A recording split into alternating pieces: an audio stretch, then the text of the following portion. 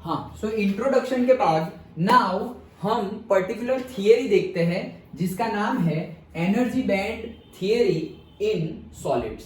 Okay, क्या है? Energy band theory in solids. Generally ये पूछी कम जाती है, लेकिन इसके बेस पे क्वेश्चन ज्यादा पूछे जाते हैं। एज ए थियरी कम पूछी जाती है, फिर भी हम समझेंगे ज्यादा कुछ है नहीं। ओके, चलो अच्छे से समझते हैं। Energy band theory in solid, solid मतलब सेमीकंडक्टर की हम बात कर रहे हैं। ओके, चलो तो हमने एक्स एक्सिस पे क्या लिया है? Inter atomic distance. Inter atomic distance मतलब क्या?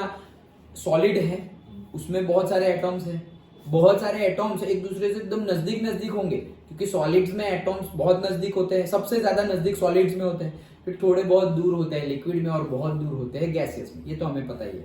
तो बहुत ज्यादा नजदीक नजदीक होंगे, और वो नजदीक नजदीक होंगे, फिर भी उनके बीच में डिस्टेंस होगा।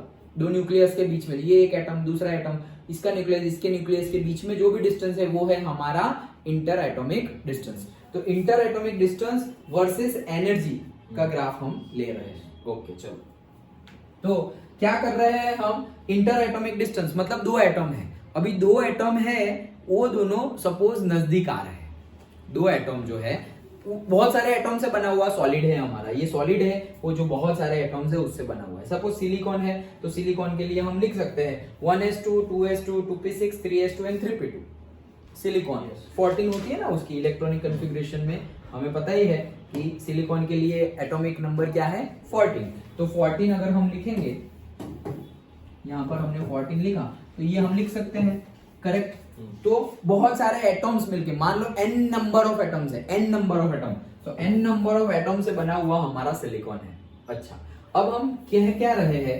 हम ऐसा बोल रहे हैं कि ये मेरा एक सिलिकॉन का एटम है सॉलिड में, पूरा का पूरा सॉलिड है, और सॉलिड के अंदर ये दूसरा एटम है, ये दो एटम है सॉलिड के अंदर। अच्छा, अब क्या हो रहा है? ये दोनों के दोनों एटम एक दूसरे के नजदीक आ रहे हैं। क्या हो रहा है? एक दूसरे के नजदीक आ रहे हैं। अगर इंटर एटॉमिक डिस्टेंस हम कम कर रहे हैं, ओके, प्रैक्टिकल कर रहे हैं, तो इंटर एटॉमिक डिस्टेंस अगर हम कम कर रहे हैं तो होगा क्या कि ये जो पहला एटॉम है उसके वैलेंस इलेक्ट्रॉन्स लास्ट वाले, और ये जो दूसरा एटॉम है उसके भी वैलेंस इलेक्ट्रॉन लास्ट वाले, वो जब नजदीक आएंगे तो ये दूसरा, मतलब यहां से अगर बताऊं तो से इसके ये न्यूक्लियस है और इसके वैलेंस इलेक्ट्रॉन्स यहां पर है, ये इसका न्यूक्लियस है, और इसके वैलेंस इलेक्ट्रॉन्स कहाँ है? वैलेंस इलेक्ट्रॉन इसके से यहाँ है, यहाँ है, इसके भी वैलेंस इलेक्ट्रॉन्स यहाँ है, यहाँ अंदर भी है इलेक्ट्रॉन ऑर्बिट में, ऐसा नहीं है, लेकिन वैलेंस इलेक्ट्रॉन नहीं है, वैलेंस इलेक्ट्रॉन्स तो बाहर वाले हैं। ओके, अब ये लोग नजदीक आ रहे हैं, जैसे जैसे नजदीक आएंगे तो ये प्रोटॉन, ये इलेक्ट्रॉन, सारे ये सेंटर में जो प्रोटॉन है उस सारे इलेक्ट्रॉन के ऊपर अट्रैक्शन फोर्स लगा रहा होगा, लेकिन सबसे ज्यादा अट्रैक्शन फोर्स लगेगा किसके ऊपर? अंदर वाले इलेक्ट्रॉन के ऊपर, और सबसे कम अट्रैक्शन फोर्स किसके ऊपर लगेगा? बाहर वाले इलेक्ट्रॉन के ऊपर। अच्छा, यहाँ पर भी सारे एटम में वैसा ही होगा, बाहर वाले इलेक्ट्रॉन सबसे ज्यादा लास्ट की ऑर्बिट वैलेंस शेल में जो इलेक्ट्रॉन्स है उस पे सबसे कम अट्रैक्शन फोर्स लग रहा होगा। तो अब ये दोनों नजदीक आ रहे हैं, एटम नजदीक आ रहे हैं, तो प्रोटॉन और इलेक्ट्रॉन के बीच में जो अट्रैक्शन फोर्स है वो तो है ही, कम लगेगा लेकिन लगेगा। अब ये नजदीक आ रहे हैं तो होगा क्या? ये न्यूक्लियस में जो प्रोटॉन है अभी नजदीक आ गए, यहां आ गए, ऐसा समझिए, तो यहां पर आ गया मेरा इलेक्ट्रॉन।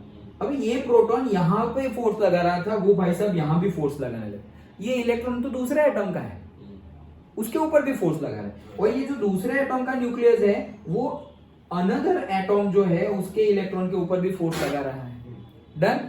तो हो क्या रहा है कि जैसे जैसे वो लोग नजदीक आ रहे हैं, दो एटम नजदीक आ रहे हैं, तो ये जो वैलेंस इलेक्ट्रॉन्स है उनकी एनर्जी डिस्टर्ब हो जा रही है, उनकी एनर्जी अफेक्ट हो रही है।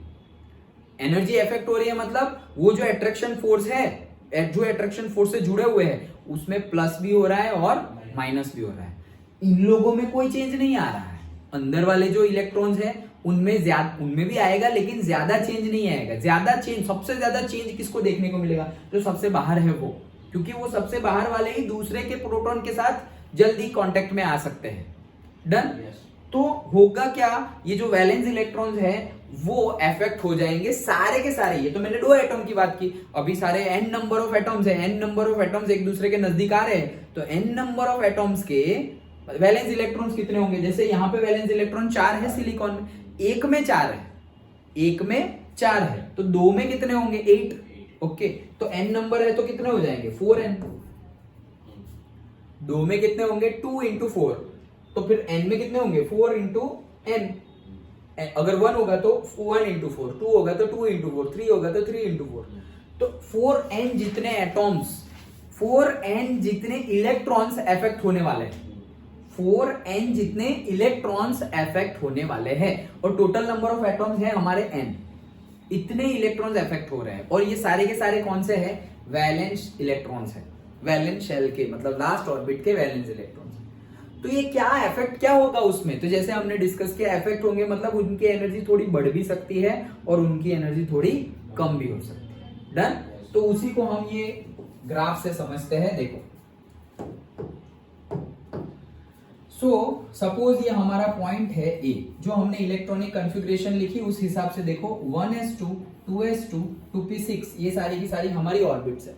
ओके, और हमें पता है जैसे अभी भी हमने डिस्कस किया था, ये न्यूक्लियस है तो ये n = 1, उससे ज्यादा एनर्जी किसकी होगी n = 2, उससे ज्यादा एनर्जी किसकी होगी n = 3। जैसे जैसे न्यूक्लियस से दूर जाएंगे वैसे वैसे energy of an atom, electron की नहीं, एटॉम की एनर्जी, वो पर्टिकुलर इलेक्ट्रॉन की एनर्जी वो ऑर्बिट में, इलेक्ट्रॉन की बोलना हो तो इलेक्ट्रॉन की एनर्जी ये ऑर्बिट में, अगर से एक इलेक्ट्रॉन है, ये इलेक्ट्रॉन है, ये यहां पर है, यहां जाएगा तो उसकी एनर्जी कम होगी, यहां से यहां जाएगा तो उसकी एनर्जी ज्यादा होगी। अरे एनर्जी ज्यादा होगी तभी यहां जा पाएगा, नहीं तो जा ही नहीं पाएगा, वो यहाँ अपने घर में ही बैठा रहेगा। डन। ओके, तो वो सब केमिस्ट्री में हमें पता ही है, स्ट्रक्चर ऑफ एटॉम में हमने डिस्कस किया हुआ ही है, और फिजिक्स में भी हमने एटॉम ही पढ़ रहे हैं, तो ये सब तो हमें पता ही है। ओके, हाँ, तो कहने का मीनिंग है कि 1 जो ऑर्बिट नंबर n = 1 है, उसकी एनर्जी से ज्यादा है 2s2, फिर 2p2 की उससे भी ज्यादा एनर्जी है तो वो यहाँ आ गई। ओके, फिर 3s2 3p2, लेकिन थर्ड ऑर्बिट तो कौन सी है, वैलेंस शेल है, तो वैलेंस शेल है इसीलिए मैं थोड़ा इसको अपर लेवल पे अलग से लिखा हुआ है, इनसे तो ऊपर ही होगा, 2p6 जहां पर आएगा उससे तो 3s ऊपर ही होगा, तो ये ऊपर हमने दिखा दिया, ये 3s2 वाली ऑर्बिट और ये 3p वाली ऑर्बिट। डन।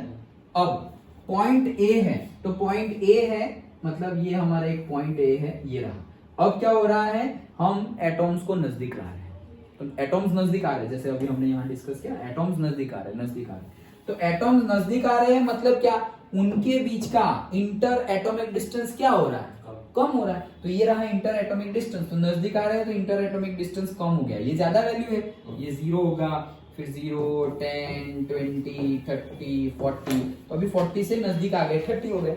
ओके, तो इंटर एटॉमिक डिस्टेंस कम हो गया, तो ये है हमारा बी पॉइंट। डन। ओके, और नजदीक आ रहे हैं, इंटर एटॉमिक डिस्टेंस और कम हो रहा है, तो जैसे जैसे और अब कम होने लगा तो हुआ क्या कि ये ऐसा समझो कि 3s2 3p2, तो यहां पर कितने इलेक्ट्रॉन है, 2 ही इलेक्ट्रॉन है, और यहां पर भी कितने इलेक्ट्रॉन है, 2 इलेक्ट्रॉन है, 3s में भी 2 इलेक्ट्रॉन है और 3p में भी 2 इलेक्ट्रॉन है। तो ये जो 2 इलेक्ट्रॉन है उनकी पर्टिकुलर एनर्जी होगी, और ये जो 2 इलेक्ट्रॉन है उनकी भी एनर्जी होगी ऑर्बिट के अकॉर्डिंगली।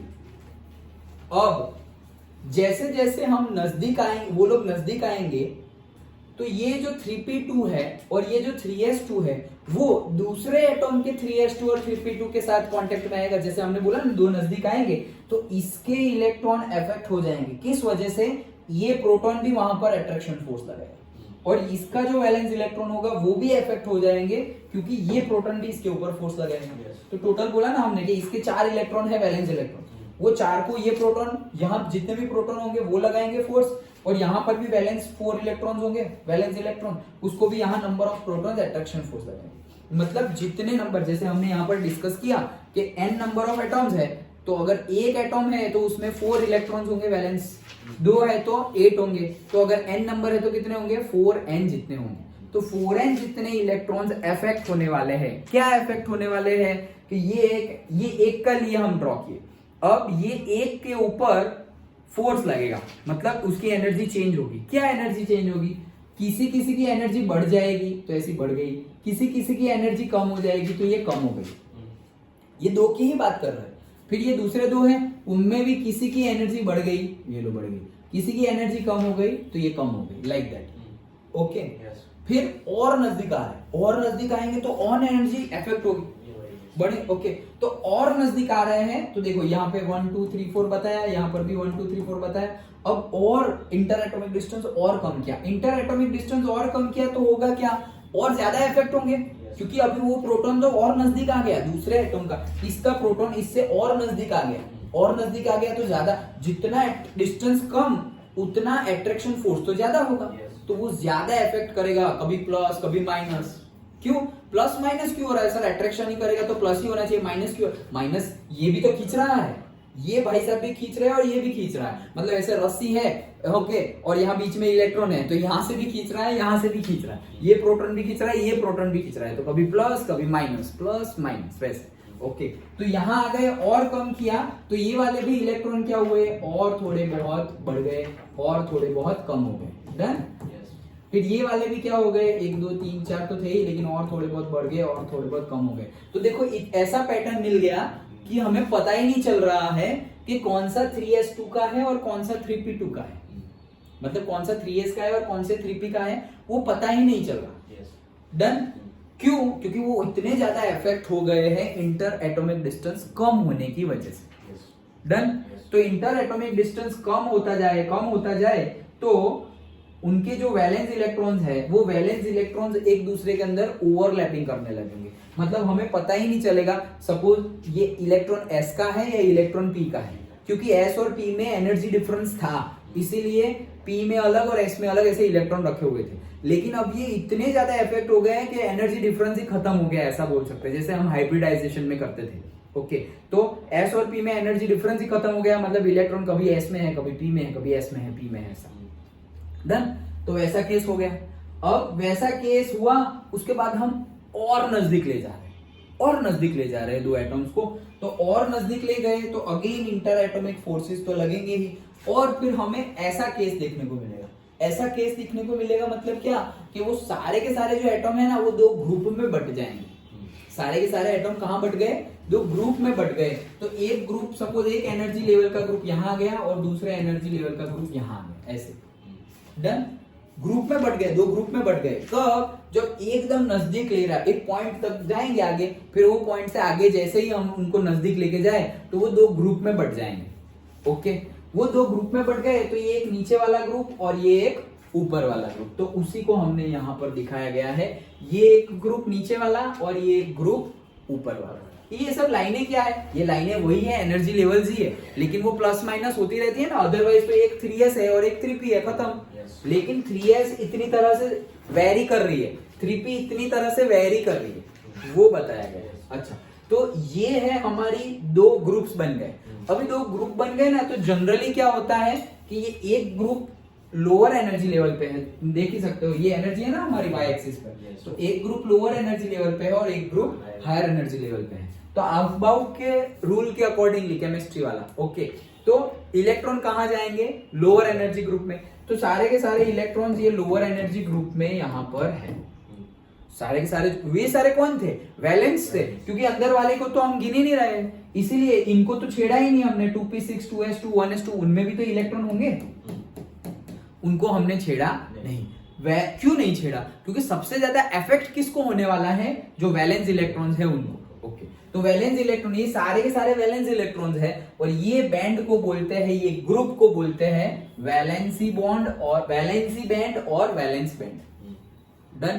तो ये हमारा वैलेंस बैंड हो गया, और दूसरा जो होता है उसको नाम दे दिया हमने क्या, कंडक्शन बैंड। ऐसा क्यों नाम दिया, क्योंकि अभी भी ये कहां पर है, एटॉम के अंदर ही है, भले ही है दो ग्रुप में बट गए लेकिन एटॉम के अंदर ही है। ओके, अब इनके बीच में ये गैप आ गया है, गैप, एनर्जी का गैप है, मतलब ये लोग लोअर एनर्जी लेवल पे है और ये लोग हायर एनर्जी लेवल पे है, तो इनके बीच में ये जो गैप आ गया है, ये डिस्टेंस, ओके, ये डिस्टेंस मतलब वाई एक्सिस पे डिस्टेंस क्या शो कर रहा है, एनर्जी, तो इनके बीच में ये जो गैप आ गया है, ये वाला, ओके, ये जो हॉरिजॉन्टल यू जैसा दिख रहा है, इसी को बोलते हैं एनर्जी गैप।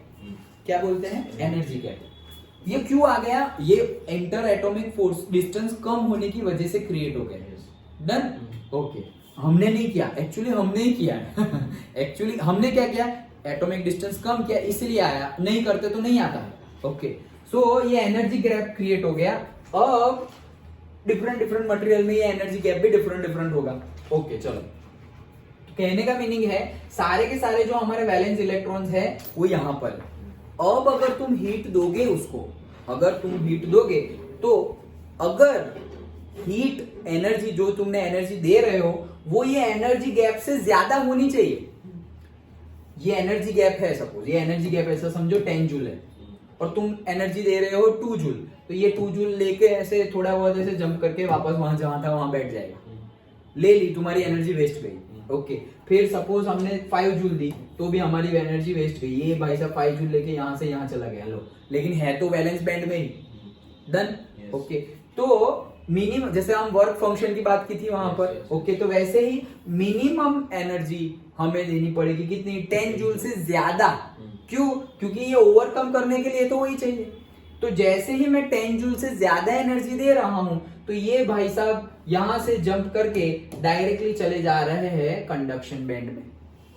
ये क्या है? ये है हमारा फ्री इलेक्ट्रॉन, जो हमने इंट्रोडक्शन में बात की। वो इंट्रोडक्शन में हमने जैसे बात की कि फ्री इलेक्ट्रॉन मतलब तुम हीट दोगे, एनर्जी दोगे हमारे एटॉम को, तो वो वहां से बाहर तो नहीं निकलने जाने वाले, और एनर्जी दोगे तो वहां से बाहर भी निकल जाएंगे। लेकिन स्टार्टिंग में अगर हमने एनर्जी दी तो valence electrons least attraction force face करते हैं टुवर्ड्स द प्रोटॉन और न्यूक्लियस। ओके, लीस्ट सबसे कम, तो सबसे कम अट्रैक्शन फोर्स से एनर्जी देंगे और वो फ्री हो जाएंगे। लेकिन जैसे अभी मैंने बताया था कि पूरा का पूरा जर्मेनियम है, उसकी सरफेस पे आके बैठ गए, ये सरफेस पे आके बैठ गए हैं, कोई ऑर्बिट में नहीं है। और वो कौन है? Free electrons.